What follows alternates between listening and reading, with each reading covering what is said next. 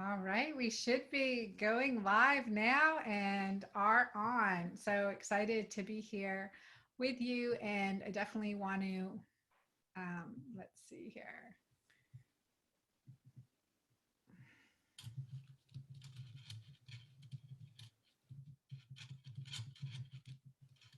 Hold on, we'll get a little technical stuff going here and get started. So this is going to be really good. Oh yeah, I'm excited for this. Yeah. So we're going to talk about estrogen dominance today and how that affects us and what it is and what it looks like. And it's not just for, it's not just for perimenopause.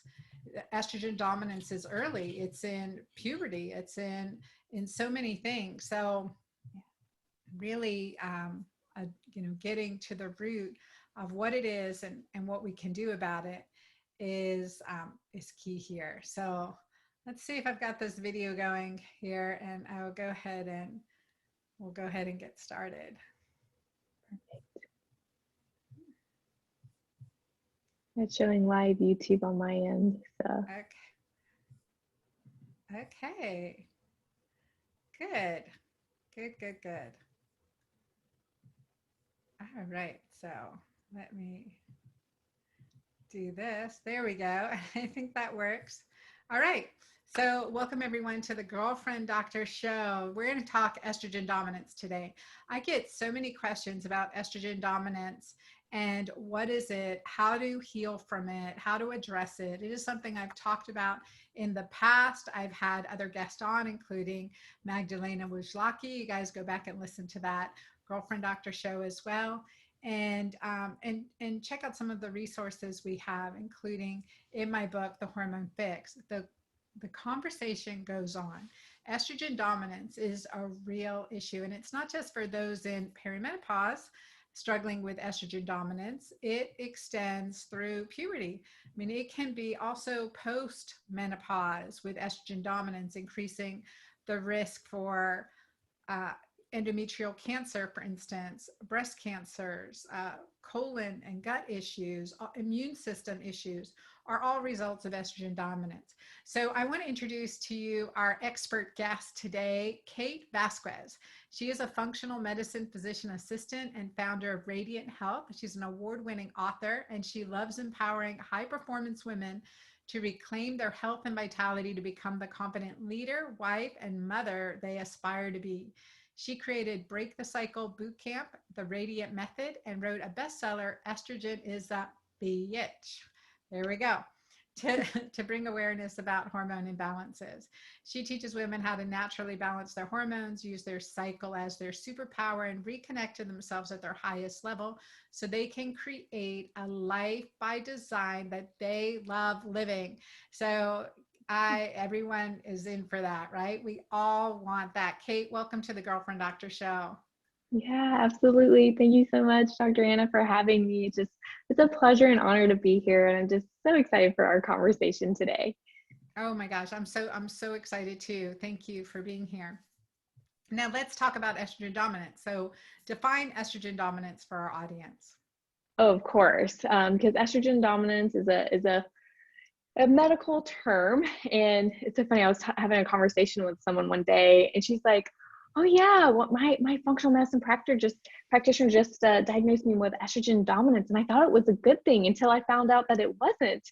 And I'm like, "Yeah, it doesn't mean that because you're estrogen dominant, especially as an entrepreneur, as a high performance woman, like that is a good thing. It's actually the quite opposite."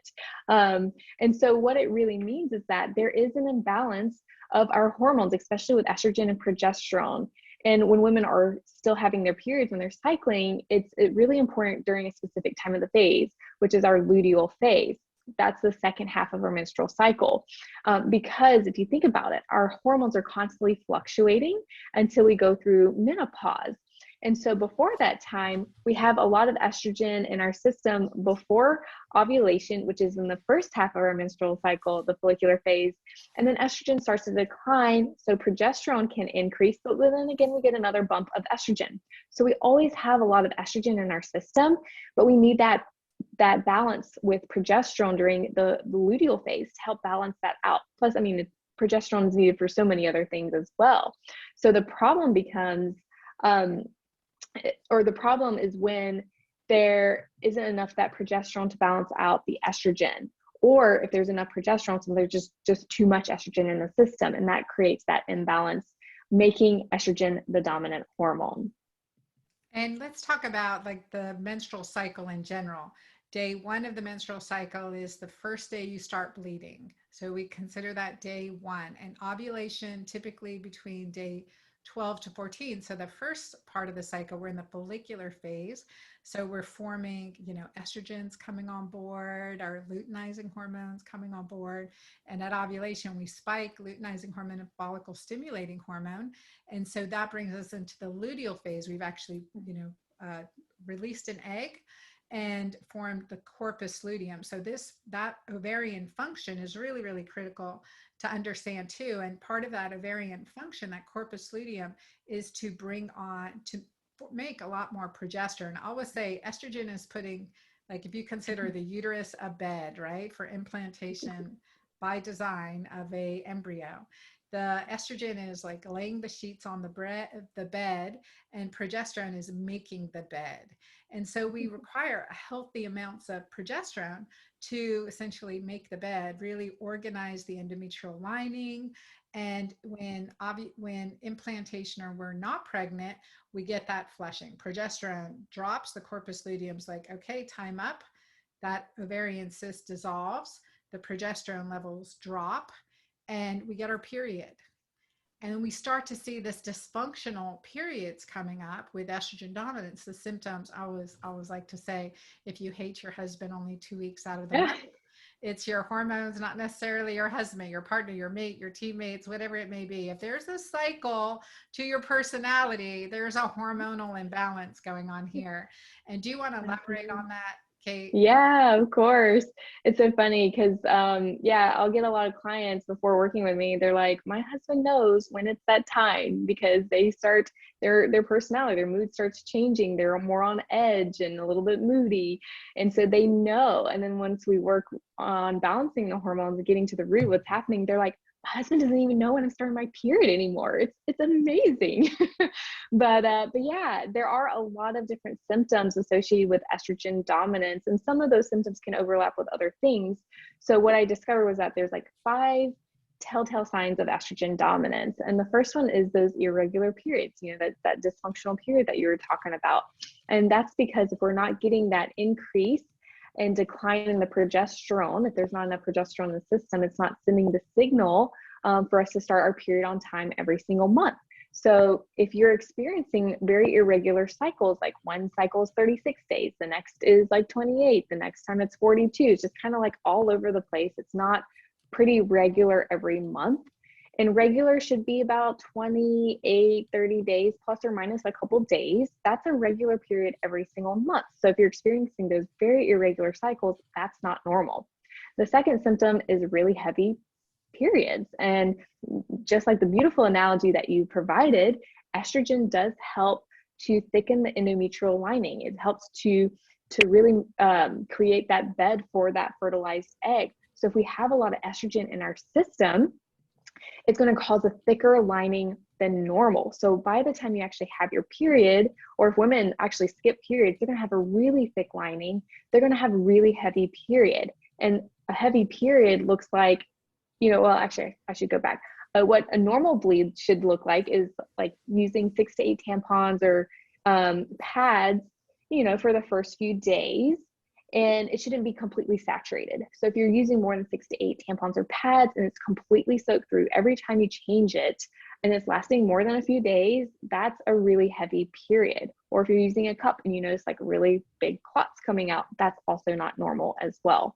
So that's the second symptom of estrogen dominance. The third one is the PMS symptoms that we all have come to know, which are also not normal. So that's those mood swings that we're talking about, feeling anxious, irritable, depressed, also the severe menstrual cramps. Those are not normal. And that's because when we experience those mood swings, it's from lower levels of progesterone. And then the severe menstrual cramps are coming from excess estrogen causing a lot of release in a molecule called prostaglandins. And the reason why we need prostaglandins every time we start our period is because it does help our uterus to contract, so we can help shed that lining to start our period. But when we have a lot of estrogen in our system, it produces more of those prostaglandins, which is why we experience those really severe menstrual cramps. And it will be so painful and severe, they end up in the ER every month. And that's not a normal way to live, being in the ER or feeling very nauseous and in so much pain because of that.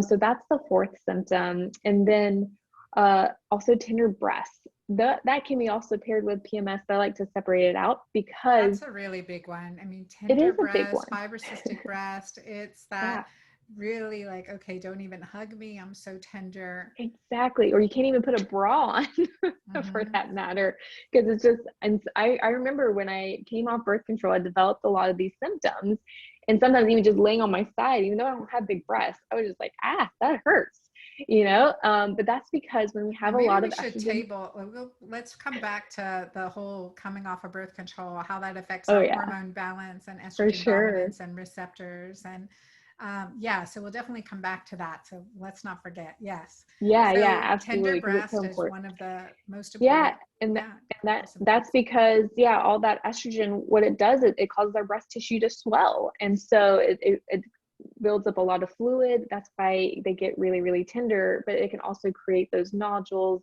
that increased density with those fibrocystic breasts. So if you go to your doctor and they say, oh, you have fibrocystic breasts, they'll probably be like, oh, just remove caffeine, reduce your stress. But are they looking at your hormones? Because they probably can help support your estrogen a little bit to reduce those symptoms. So that's the fourth symptom. And then the fifth symptom is weight gain. And it's interesting because when we look at weight gain and the distribution of weight gain in different parts of the body, we know, like, if you're gaining a lot of weight in your abdomen, it could be high cortisol, it could be imbalanced glucose, metabolic disorders like diabetes. But if you're developing a lot of excess weight in your butt, hips, and thighs, that's a huge sign of estrogen dominance. And that's because when we go through puberty, estrogen is responsible for our curves in our butt, hips, and thighs. But when you're starting to gain even more weight there, then there's an imbalance in estrogen. However, do keep in mind, if you have weight gain all over, abdomen, butt, hips, and thighs, like it's all over, it could be a mix of the combination of all of those. So you have to keep that in mind. If you're gaining a lot of weight, it's important that you're looking at the hormones too, because that could be playing a role. So those are like the top 5 symptoms. And I always say, if you have like 2 or 3 of those out of the 5, there's definitely a huge chance you have estrogen dominance. Right. And you have a quiz, and we'll be giving that link to your quiz too, to take a quiz and see if you've got estrogen dominance. But one of the things is thinking about those other hormones. Hypothyroidism can really affect your estrogen dominance, insulin resistance, mercury toxicity, any endocrine disruptors, and birth controls. That is something that can really affect your hormonal balance post using birth control as well as during birth control. So let's talk about, so we've got the understanding of what estrogen dominance is, what the symptoms are. Now, how does estrogen itself get imbalanced? Oh, there's so many different ways. It's crazy. But you've already talked about a couple of the ways. I agree. Yeah, you've already mentioned a couple of the ways, but to start, I always look at the gut, because it's so important to assess our gut health. And we don't really fully understand how there's a link, but there's a huge link there. And that's what happened with me. I had issues with my gut, one being on birth control, but a lot of things were impacting that: stress, taking anti-inflammatory medication like Advil relief, because I was very athletic. So constantly, muscle soreness and strains, stuff like that. So I was taking, and migraines. So I was taking it for the migraines as well. So it was just taking a lot of these different medications. So we want to look at gut health first. And that's because we have what's called the microbiome. So trillions and trillions of microorganisms, bacteria, yeast, viruses, parasites, even protozoa. And we're supposed to have enough that's like living in community together. But the problem is when one of those organisms decides to come in and take over, it's like kind of creating a war. Think of like the Trojan horse coming in. It creates this imbalance, this dysbiosis is what we call it. And this is an issue because we have an enzyme called beta glucuronidase, which is supposed to be in very low levels, because and we can talk about this a little bit later, but estrogen gets metabolized in the body. It starts in the liver first. There's 2 pathways it goes through, and then it goes out through our intestines and our poop. And so it's important we have a healthy gut, healthy microbiome, and low levels of this enzyme that allows the estrogen to get eliminated when it's broken down. But when we have this dysbiosis, this enzyme increases the beta glucuronidase. And so what it does, it basically takes the inactive estrogen that's ready to be eliminated, and it like turns it back on. It makes it active again. And now the body thinks, oh, you're not ready to leave. Well, let's take you back up again so we can continue to use you. And that's the problem, because we're supposed to make estrogen, but then get rid of it. So we have this healthy balance. We're not supposed to make it and continue to use it again and again and again, and while we are still producing more. So that's why it's really important that we look at gut health. And in fact, I always balance the gut and look at gut health first before I even touch the hormones, because once we start balancing the hormones, we want to make sure we're getting rid of the excess that's being broken down. So gut health is so important. Also lack of nutrients. One, because we need nutrients to build up our hormones, to produce our hormones, especially fatty acids. So omega-3 fatty acids is really important to produce our sex hormones. Why? Because our sex hormones come from cholesterol. And so it's really, really important, especially when I see lower levels of progesterone in women. I'm looking at, are they getting in enough fats? Because that's going to be important. But not only that, vitamin C is needed, B6 to help produce progesterone. Plus, we need other nutrients to help with estrogen metabolism, especially as it's going through the liver. And so I can talk a little bit about estrogen metabolism right now. So we have the 2 phases, phase 1 and phase 2.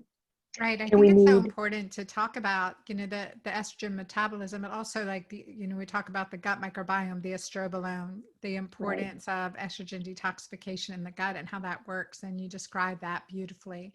And I think now talking about, detoxification, phase 1, phase 2 detoxification, because clinically, when we see that, in medical practice as a physician, as I started to recognize estrogen dominance, so that patient coming in at 35 and has PMS and her cycles are more painful or regular, she's having breakthrough bleeding, and our medical system's like, oh my gosh, okay, give her an SSRI, put her on birth control pills, and then if none of that works, let's do a hysterectomy, and because she's over 35, let's go ahead and take the ovaries out.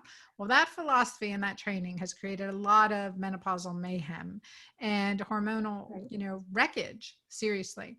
And so as I learned through my own journey, being early diagnosed with early menopause at 39 and going through every single one of these symptoms and recognizing that, okay, food is medicine. Food is the first medicine. So empowering detoxification makes all the difference. So that same person would come into my practice at 35 with all these symptoms, hating her husband 2 weeks of the month, tender breaths, painful periods. And I'd be like, okay, I'm going to do your lab work and I'm going to bring you back in 4 to 6 weeks and we're going to go over your labs. But in the meantime, you're going to do this 21-day detox, similar to my 21-day ketogene detox in my first book, The Hormone Fix.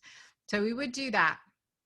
And then she'd come back in for her labs and, fill out her questionnaire, and her questionnaire, the hormone symptom toxicity questionnaire, that is the one that I use and created. And she'd be 90% better. She'd go, Dr. Anna, I'm feeling so much better than I have in years. And that's before I've ever prescribed any adaptogens or any additional progesterone or, at that time, it's like, okay, well, this is key. When we clean up the liver, I mean, clinically, that makes a happier individual. It's just like with our car, it needs a tune-up. Our bodies need a tune-up. We are organic matter. There is stagnation, congestion, debris, essentially, within inside of us that we need to excise, so to speak. We need to get rid of. We need to eliminate in a healthy way. And it's, and it's, there's no age limit to that. You're never too young, you're never too old. It really has to be part of the daily process and environment, because many endocrine disruptors in our system that we're not even thinking about, like drinking from a plastic bottle, what we've washed our laundry in, or what's been sprayed in our yards, or the touching a receipt, or drinking from a hot coffee out of a plastic lid. Which I will say, I was just in Paris and I did get a coffee to go at the hotel I was staying at, and they had like cardboard, a really essential pressed cardboard cup, and the lid was pressed cardboard as well. That's And they're like, oh amazing. yeah, those plastic lids are toxic. Hello, America. Can we I wake up to know. that fact? When Yeah, poorer nations are making conscious decisions to support overall health and well-being, oh my gosh, right? We've that got so much to do. so much, so much. Yeah, and that's another cause, all these toxins that are in our environment. Yeah. And when I learned about it, because they contain the chemicals of xenoestrogens, which attach to our estrogen receptors. So now our body thinks there's more estrogen than we're making, and that can contribute to a lot of the symptoms. So yeah, I've had some clients when they like just take out or not take it out, but substitute their toxic products for non-toxic products, the symptoms can improve that way. So just little simple things like just changing your diet, what you're eating, adding in nutrients, supporting the detox, taking out all these toxins in your environment. So, the makeup, the shampoo, the laundry detergent, yeah, even in the kitchen, the nonstick cookware, all the plastic that you're talking about. I mean, all these things, and Environmental Working Group is a great resource. They have a Skin Deep database. They even have the Healthy Living app. Think Dirty app is and Yuka, YUKA. Those are my two favorite apps that I love to use because there's a scanner in them. So you can scan all the products you're using. Yuka, you can even scan your food. So scan those barcodes and see what pops up. And then when you're in a store, you can scan the products in the store and help you to find those better alternatives for you. So Okay, I say really that love app those. again. I didn't know. I know Yeah. EWG, but I didn't know the There's, app you can just move yeah, the scanner. So there's what is two. There's that? two. One is Think Dirty. Think I love the Dirty. Think. Yeah. Because it'll tell you like, is it clean? Is it half and half or is it dirty? And the other app is Yuka, YUKA, but there's a carrot on it because I think yucca, like the yucca root vegetable, but it's got a carrot on it. So yucca and Think Dirty, like I have those two apps and they are a game changer because yeah, when you first are starting out, you're like, okay, what do I use? But these apps make it so easy for you to just like take the thinking out of it and it gives you a rating, and is it clean or not?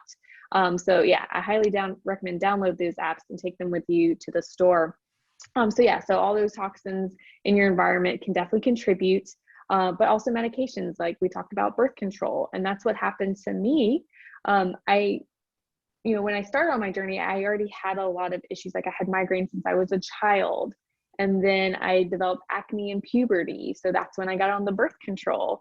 And it's so interesting because a lot of women get prescribed birth control as a solution to treat hormonal imbalances when in fact it's just a band-aid. All it's doing is suppressing all your hormones so your body's not producing it anymore, which it can help, but sometimes it can also make things worse. For me, it definitely cleared my skin, which was a sign that that was a hormonal imbalance.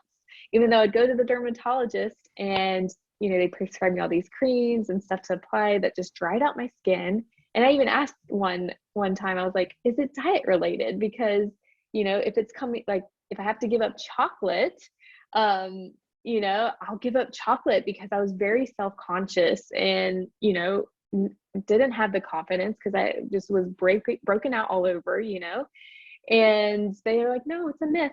Like it's not coming from food. But I'm like, learn later, I All your actually do acne, find out, dairy is a yeah, huge dairy, culprit, dairy contributed and to it. I it's a huge also, culprit to estrogen dominance.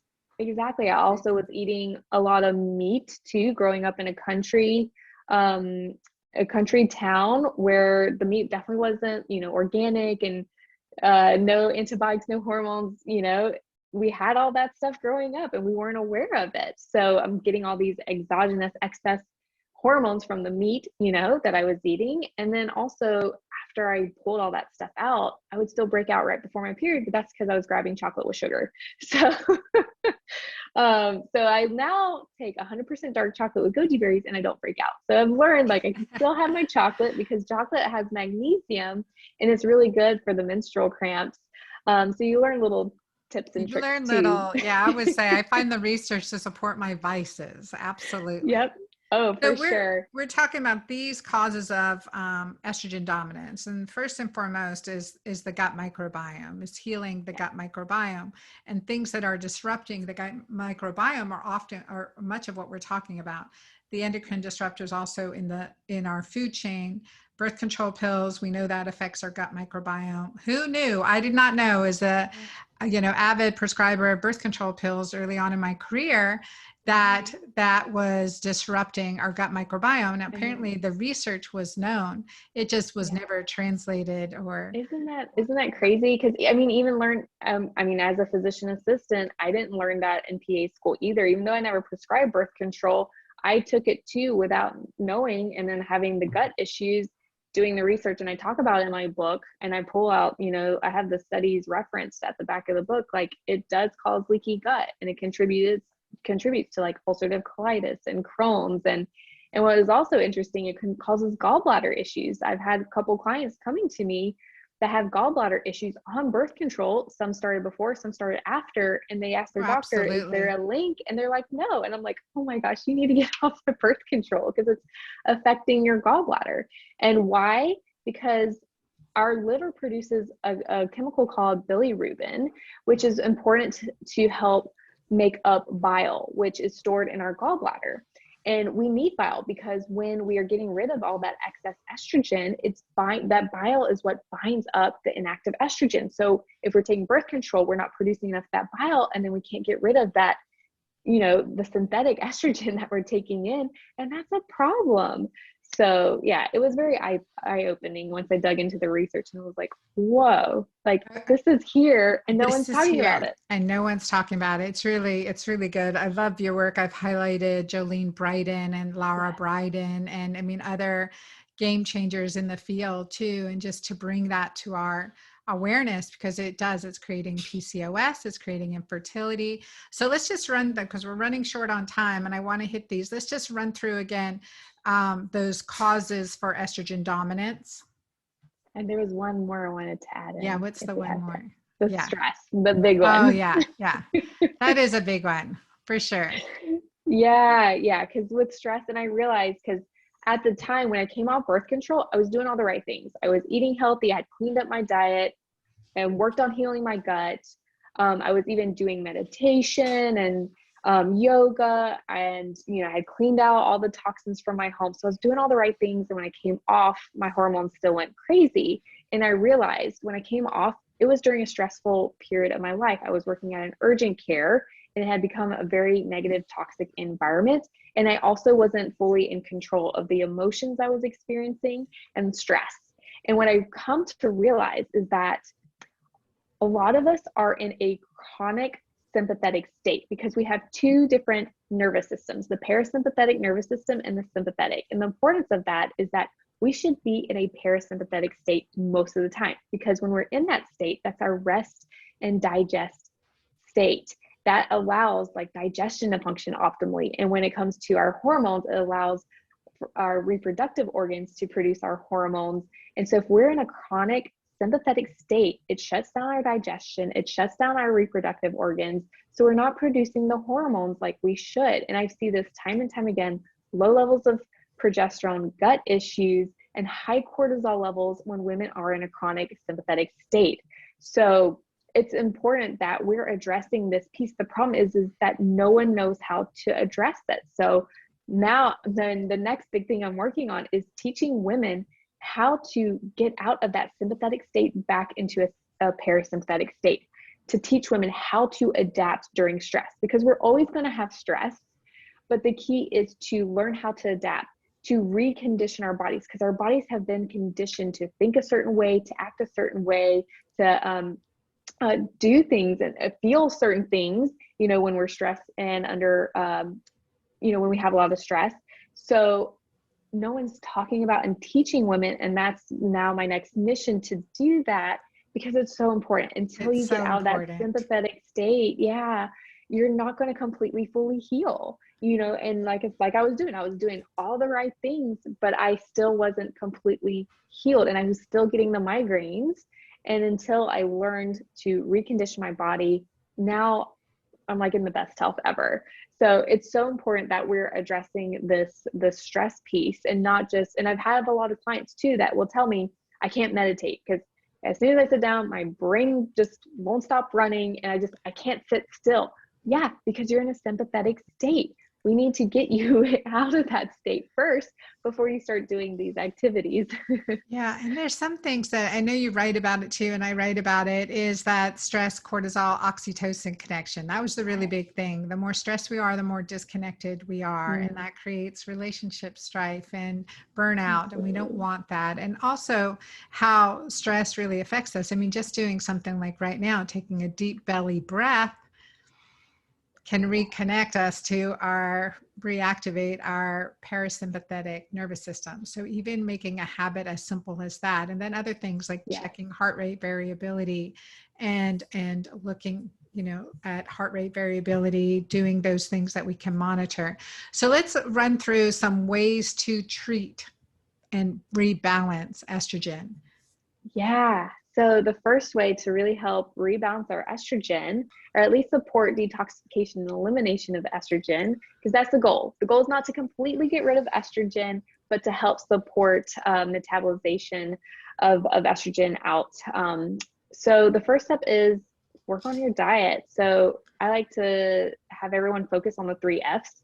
The first one is fiber. So consuming a lot of leafy greens and cruciferous vegetables. And that's because they're going to contain all those B vitamins that are really, really important for detoxification. So that's phase 2 in the liver, but also all that fiber is going to help with elimination, help with your stool. And that's a really big piece, because constipation, if you're constipated, you're absolutely recirculating estrogens and toxins. And that happens to me. Yep, me too. Having regular daily bowel movements is your birthright, is your norm. And it doesn't matter how bad things have been, we can start doing it again. So having regular daily healthy bowel movements, I cannot agree more that is so important to our overall health and well-being, is to not be constipated. Yeah, absolutely. It's so crazy, because I'm sure you probably learned too in school, like, oh, whatever's normal for a person is normal. Like, I was having a hard time going. I was going like every couple of days, and it wasn't like a normal bowel movement, but that was considered normal, you know. And actually your doctor probably doesn't even talk about your bowel movements when you go. That should be like the first thing on how are your bowel movements, you know, but they don't talk about it. But it's so important that you should be going at least once a day, every day. Now you can go up to 3 times a day. If you're going more than that, that might be too much and something's going on. If you're going less than that, again, something's going on with your gut. So I'm glad you brought that up, because it's so important. If you are constipated, it's more than just being constipated. It's your gut health is being impacted. The estrogen metabolism is being impacted. So it's really important to get that addressed. So the second F is fats, obviously, you know, all those healthy omega-3s. And that's going to come from like wild caught salmon. And you want to stick to low mercury fish, because we didn't get to touch upon it, but heavy metals like mercury found in the like swordfish and Chilean sea bass and tuna. I used to eat a lot of tuna. But heavy metals attached to estrogen receptors. It's kind of like the xenoestrogens attaching, kind of same mechanism and pathway. So you want to consume low mercury fish. And the first time I heard about this from Dr. Hyman, he says smash, but I add smash C. So salmon, mackerel, anchovies, sardines, herring, and cod, because I know those are at least low mercury fish. So you can just remember that's a good acronym. Acronym. That's a good acronym. Yeah. Smash. I love it. It's salmon, mackerel, sardine. salmon, mackerel, mackerel, anchovies, sardines, herring, and then cod. Okay, smash good. C. Yeah. See, I love it. Okay, so you can keep fiber, that in mind. fats, and and also adding in all of those nuts and seeds that we sometimes tend to not eat a lot of. And I know I used to not eat a lot of nuts and seeds, because a big thing with women is we're too scared to eat a lot of fats, especially healthy fats, because we're afraid it's going to make us fat, but that is not the That case is at not the all. case. My audience is pretty Yeah. good on keto green, which Good. is following Right. right along your nutrition protocol here. Healthy fats, high Perfect. quality Perfect. protein, lots of fiber in the dark green, Exactly. alkalinizers. I agree Yeah. completely. Yeah. And then the last step is fermented foods. Why? Because Yes. the fermented foods are going to bring in those probiotics that we need to support that healthy gut. So, I love coconut yogurt because you want to get away from the dairy. But my favorite brand is Cocoyo. You can buy that at Whole Foods. It's probably the cleanest yogurt without a lot of sugar. So sauerkraut, kimchi, pickled veggies, all those fermented foods are really going to support the gut. I do want to say real quick, if you eat fermented foods and you get bloated and gassy, that's a sign there's something going on in your gut. Usually So SIBO, so small intestinal yeah, bowel overgrowth, and even with greens. And yeah, so that's an important finding. In my second book, exactly. Keto Green 16, one of the 16 foods is those fermented foods, to really incorporate that into your lifestyle. And I love kimchi. You Perfect. can saute it up with some good organic eggs, and you can put it in a lot of foods and serve it on the side. It brings up a burst of flavor. So it's really it's important to add, and other things that Yeah, support digestion. We want to do that. And that is key too for estrogen dominance, because everything we do to support the right. gut is going to support our body's detoxification. But the next key thing is we need to detoxify toxic estrogen. We need to open those pathways. So we're removing estrogen down healthy pathways and also cleaning up the liver. So really incorporating foods that do that. Yeah, Really yeah, big. yeah, yeah. And that's the second point, like really supporting another way, supporting detox. So eating those cruciferous vegetables again. I love using the sauna. I do it at least twice a week because that's going to help. And anything, or if you don't have access, even if you just like jump rope, you'd be surprised. If you jump rope for 10 minutes, 1 minute intervals each, you're going to sweat a lot. So if you want to facilitate sweating, make sure you're drinking at least half your body weight in ounces, because that's also going to help with the detox. The next thing is to make sure you're just getting in enough minerals. So even if you start with a good multivitamin, I'm sure you have an awesome multivitamin for everyone to take. So that way you're getting in all these nutrients, the B vitamins, the magnesium, that's really going to support the production of the hormones, the metabolism of estrogen. The next thing is start removing those toxins from your home, and you have some awesome apps to check out to help you do that. And then the last thing is to learn how to adapt to stress, because that's going to be the biggest thing that a lot of women are missing out on, that can make a huge, huge difference in helping them to heal. Like, I'm too stressed to think about adapting to stress. I mean, figure that one out. Oh my gosh, it's so funny, but it's so true, because I've been there. Single mom, Yeah, running businesses, leading teams, struggling, and all the ups and downs with that, time management. And the biggest thing that we can do, and I always say, like, biblically, it says that we have the right to experience the peace that surpasses all understanding.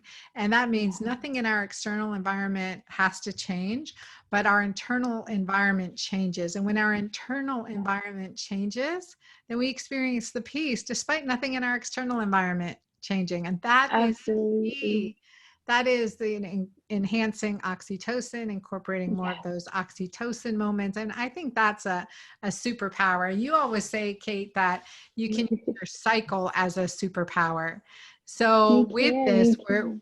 with this, and I know you and I both just following these are great 5 steps that you've outlined for us. So that's a really key piece. I definitely do use adaptogens. I use my Mighty Maca Nice. Green with 30 plus superfoods. So can we change the name again?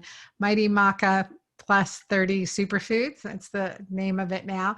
So it's adaptogens, it's liver detoxifiers, it's alkalinizers. I also use DIM, Everything. Yeah. diindolylmethane from broccoli and Brussels sprouts. So we can supplement above our diet, but the diet, food is medicine. So first step is the diet always, but we can Yeah. supplement above that.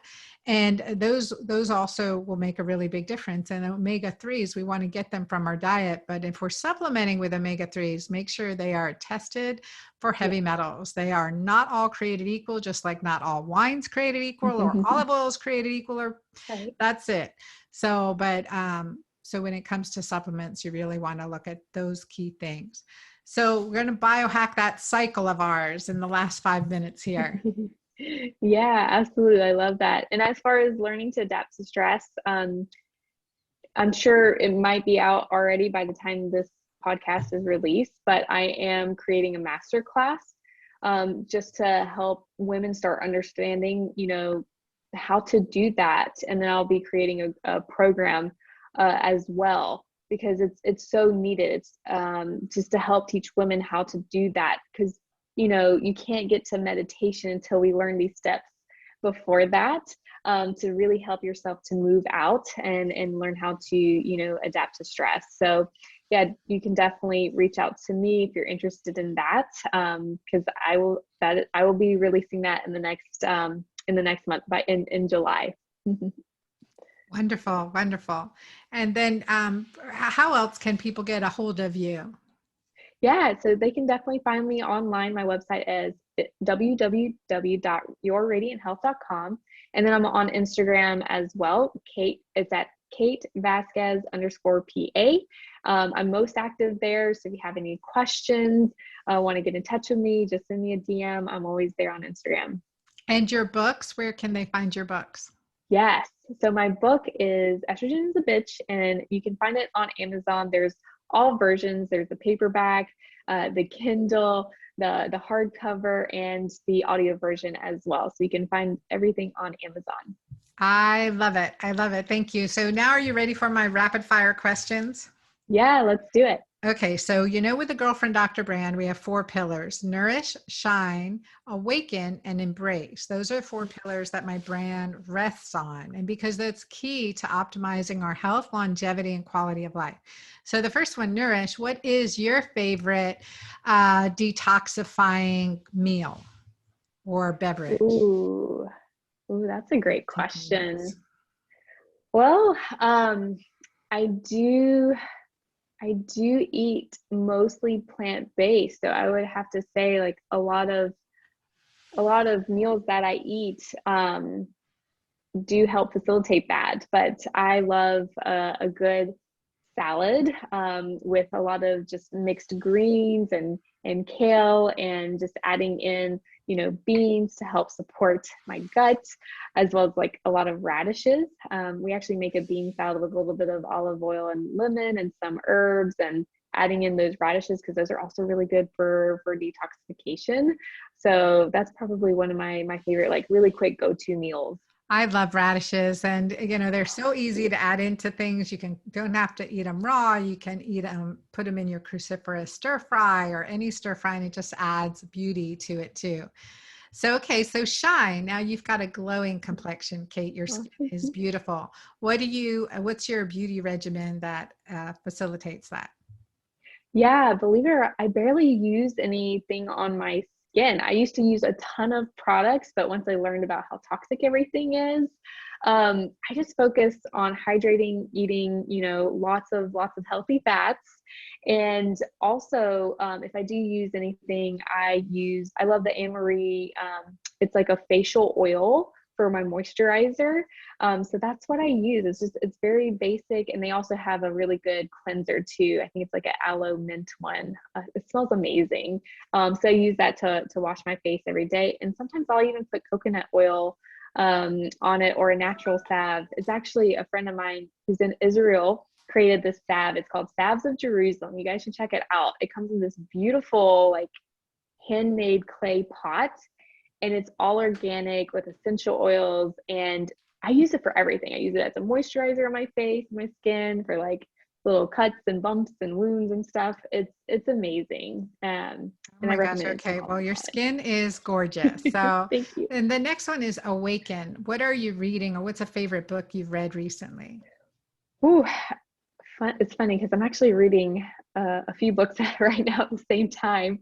But one book I'm reading is You Are the Placebo by Joe Dispenza. I Mhm. highly, highly, highly recommend reading it, because it just That's talks on my list about, too. yeah, it talks about the power of the mind, and our thoughts affect our body. Like, I personally believe our psychology manifests physiologically. And so we can really control our health with our thinking. And if you think about it, I learned that we have 70,000 thoughts per day, and 80% of those are negative. So if we can start recognizing the thoughts we have, it can really make a huge impact on our health. So I highly recommend you read the placebo. Yeah, no, that's great. Okay, so for embrace, I actually don't know if you're married or single, but I usually ask, what is your favorite sexual position? Oh, I am married. I am married. Yeah, definitely doggy style for sure. Okay, okay, good to know. You know, it's always a fun question to ask, and I love it. Thank you for playing along with my Oh, rapid fire absolutely. girlfriend doctor questions. Thank you so much for being here on the show. And again, everyone, check out Kate Vazquez. She is at Kate Vazquez underscore PA on Instagram, at Facebook at Kate Vazquez PAC, and on LinkedIn. And her website is yourradianthealth.com, yourradianthealth.com. So I mentioned that we have a quiz for on her estrogen dominant quiz. So we will be putting the link in the show notes. We'll put the link in the show notes for her quiz, which is really good to know. I get a lot of questions, and I have gotten a lot of questions in the girlfriend doctor community and through our customer service. They're like, oh my gosh, what about estrogen dominance? What about estrogen dominance? What about estrogen dominance? So here you have it. This is so important. It can affect any stage of life. And the earlier you nip it in the butt, the better. And this is our teenage girls. I mean, I had 13-year-olds coming to me who were already put on birth control pills because of acne. And it is a gut issue, not a hormone issue. And the sooner we start hormone disruptors, as birth control pills are, we cannot deny that. As soon as we start that, the longer consequences are, and how it can really disrupt the physiology. Plus you have to reestablish balance after that, because it really was never studied long-term, and we're seeing long-term consequences through the mass human experiment of women on long-term birth control pills. Right. So there is that. And I want to encourage everyone in our girlfriend doctor community to keep asking questions, to keep advocating for yourself, because you are worth it. You are mighty worth it. And I am really thrilled to be here with you and to be your girlfriend doctor. So I want to thank you guys for sharing your time with me today and every week. And I will see you next week. Be sure to share this episode. A lot of questions on it. So let's talk to our girlfriends more and more. I love being your girlfriend doctor. Till next time.